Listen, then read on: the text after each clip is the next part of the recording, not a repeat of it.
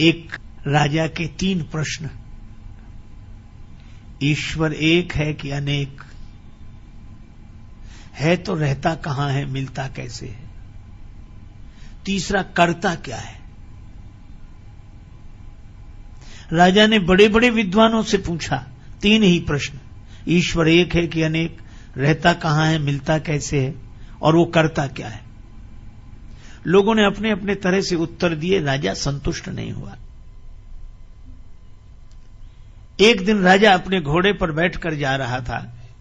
सामने से अलमस्त महात्मा ब्रह्मानंद की मस्ती में लीन, स्वरूपानंद की मस्ती में लीन, मस्ती से झूमते चले आ रहे थे।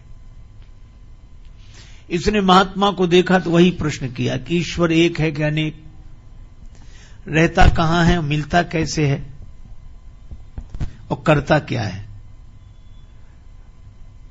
महात्मा उसी मस्ती में बोले कि यह कोई पूछने का ढंग है। तुम घोड़े पर बैठे हो, हम रास्ते में खड़े हैं। अरे पहले कहीं ठहरा,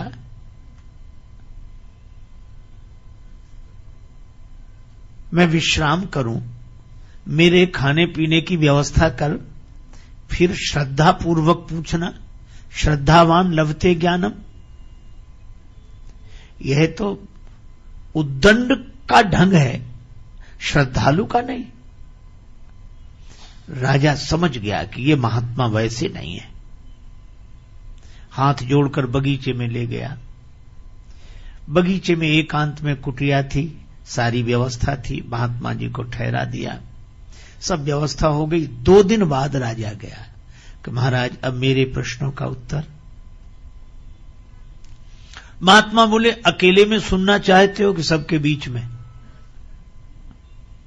राजा ने कहा कि सबके बीच में हो तो और अच्छा, सब समझ लेंगे। महात्मा बोले तो सबको इकट्ठा करो। महाराज तो ये आज 1-2 दिन में तो सब इकट्ठे नहीं हो पाएंगे, हम सूचना करेंगे और तब धीरे धीरे धीरे सब लोग इकट्ठे होंगे। महात्मा ने कहा तो हमें भी कोई जल्दी नहीं है, आराम से इकट्ठा कर लो सबको, और जब सब इकट्ठे हो जाएंगे तभी हम उत्तर देंगे। लेकिन हमारे पास अब मत आना, जब जिस दिन लोग इकट्ठे हों उसी दिन आना, और हम आराम से रहेंगे। राजा चला गया। 1 महीने बाद की तिथि निश्चित हुई। उस दिन दरबार में सभी लोग एकत्रित होंगे, महात्मा प्रश्नों का उत्तर देंगे। राजा ने आना बंद कर दिया। महात्मा अपना बगीचे में भगवान का ध्यान करें, पूजा पाठ करें, मस्ती से आत्मचिंतन करें, आनंद से रहें। शाम को घूमने जाते। खेत पर एक किसान काम करता, सवेरे मिल जाता, शाम को मिल जाता। महात्मा ने उससे मित्रता कर ली और किसान से कहा कि कभी हमें काम पड़े तो हमारा कहना मानोगे? जो आज्ञा महाराज। अब 3 दिन बचे उस तिथि में। महात्मा ने किसान से कहा कि हमें जरूरी काम अब आ गया है, कल तक बता देंगे। महाराज बताओ। बता देंगे। अब जब 2 दिन बचे तो महात्मा ने कहा कि अब बताएं? हाँ। अच्छा कल बताएंगे। अच्छा ठीक है। 1 दिन बचा तो महात्मा ने कहा कि तुम महात्मा बन जाओ। अरे बोले महाराज हमारा परिवार घर बार, हम ऐसे कैसे? महात्मा बोले वैसे नहीं, महात्मा होने के लिए नहीं कह रहे हैं, महात्मा बनने के लिए कह रहे हैं। सचमुच होना तो कठिन है, साधु होना कठिन है। चढ़ना पेड़ खजूर, चढ़े तो चाखे प्रेम रस, गिरे तो चकना चूर। होना कठिन है, पर बनने में क्या कठिनाई? तो बोला महाराज, महात्मा बोले 1 दिन के लिए बन जाओ। ठीक है महाराज, सिर मुड़ा लेते हैं, आपकी तरह कपड़ा पहन लेते हैं। और महात्मा बोले एक शर्त और। क्या? अपना लिबास हमें दे दो। हम किसान बने तो महात्मा बनो। अच्छा महाराज, यही भी। अब महात्मा बन गए किसान, बड़ी बड़ी दाढ़ी बाल और किसान के कपड़े पहने, महात्मा के सामने हाथ जोड़े और किसान बन गया महात्मा। महात्मा बोले डरना नहीं, राजा के सामने चलना है। फिर राजा पूजा करेगा, आरती करेगा, प्रणाम करेगा, तुम डरना नहीं। वो बोला महाराज ये तो सब ठीक, लेकिन राजा साहब जब प्रश्न करेंगे सिंहासन पर बिठा के, तब महात्मा बोले हम तो साथ में हैं, कह देना ये तो हमारा घास छीलने वाला जवाब दे देगा, फिर हम जवाब दे देंगे।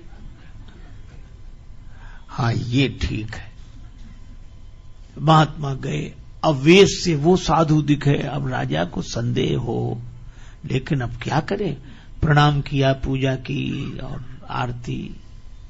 महाराज विराजे ऊंचे आसन पर, महात्मा के वेश में किसान था वो बैठा, और महात्मा किसान के वेश में नीचे बैठे, सिर झुकाए। राजा ने कहा कि महाराज हमारे 3 प्रश्न हैं, आपने कहा था हम उत्तर देंगे। हां बोलो। पहली बात, ईश्वर एक है कि अनेक? दूसरी बात, वो रहता कहां है, मिलता कैसे है? तीसरी बात, वो करता क्या है? वो किसान तो पहले से पढ़ा हुआ था, कहने लगा राजा साहब क्या साधारण सवाल पूछे हैं, इन प्रश्नों का उत्तर तो हमारा घास छीलने वाला किसान दे देगा। राजा को लगा कि इतना सब आयोजन किया और ये कहते किसान दे देगा, पर महात्मा बैठे थे किसान के रूप में, कहने लगे हां राजा साहब पूछो, मैं उत्तर दूंगा, गुरुजी ने हमें सब बता दिया, मैं उत्तर दूंगा, पूछो। अच्छा चलो भाई किसान तुम ही बताओ। राजा ने कहा कि वह ईश्वर एक है कि अनेक? किसान ने कहा कि राजा साहब मैं बिना पढ़ा लिखा किसान, और आप पढ़ाई लिखाई के सवाल पूछते हो, कोई एक है कि अनेक है, तो फिर निर्णय कैसे हो? एक काम करो राजा साहब, आप कुछ मणियां मंगा लो, ठीक है, गिनना आप, फैसला हम करेंगे। राजा बोला ये ठीक है। एक थाल में मणियां आ गईं। अब राजा ने गिनना शुरू किया, एक मणि उठाई, और एक मणि उठाकर राजा बोला 1। किसान ने कहा बिल्कुल ठीक, रख दो, रख दी। अब दूसरी मणि उठाई, राजा बोला 2। किसान के रूप में महात्मा थी, वो बोले झूठ बोलते हो, देखो हाथ में 2 है कि 1? कहा है तो 1। बोले फिर 2 क्यों कहते हो? महाराज लिखा है ऐसा। अरे लिखा है पर देख देख कर, दिखने में 1 है कि नहीं? अच्छा वैसे 1 है? बोले हाँ है तो 1 ही। बोले फिर 2 क्यों बोलते हो? अब उसने कहा गिनती मुश्किल हो जाएगी। तीसरी मणि उठाई, 3। महात्मा बोले फिर झूठ बोले, 3 नहीं है, 1 ही है। 2 नहीं है, 1 ही है। 4, 5, 6, 7 नहीं है, 1 ही है। 1 के बाद भी 1 ही है, लेकिन वह 1 ही जब दूसरी बार किसी के अनुभव में आया तो 2 हो गया, तीसरी बार किसी के अनुभव में आया तो 3 हो गया, चौथी बार किसी के अनुभव में आया तो 4 हो गया, 5वीं बार किसी के अनुभव में आया तो 5 हो गया, पर वह है 1 ही, 1 ही, 1 ही। राजा सोचे कि बात तो ठीक कह रहे हैं और दिखाई भी 1 ही दे रही है, हम चाहे 2 कहें चाहे 3 कहें, है तो 1 ही। और महात्मा बोले जरा 1 के पहले गिनो, तो 1 के पहले तो 0 है, तो कहा 1 के पहले भी 1 है और 1 के बाद भी 1 है और बीच में भी 1 ही है। इसी तरह परमात्मा 1 ही है, पर दूसरी बार किसी को मिला तो 2 हो गया, तीसरी बार किसी को मिला तो 3 हो गया, चौथी बार किसी को मिला तो 4, 5वीं बार किसी को मिला तो 5। पर वह एक है, एक है, एक है, एक के पहले भी वही एक है और एक के बाद भी वही एक है और बीच में भी वही एक है।